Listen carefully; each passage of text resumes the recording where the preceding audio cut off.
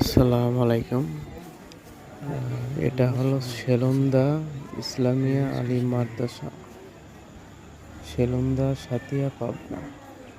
স্থাপিত 1937 সালে।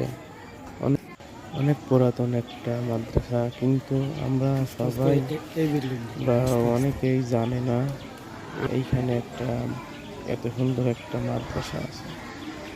আমিও আজ প্রথম দেখলাম, দেখে অবাক হয়ে গেলাম যে সেলন্দায় এত সুন্দর একটা মাদ্রাসা আছে। এটা হলো পাবনা জেলা, সাতিয়া উপজেলা, নাগডামরা ইউনিয়ন, সেলন্দা বাজারের সাথেই, সেলন্দা প্রাইমারি স্কুলের সাথেই।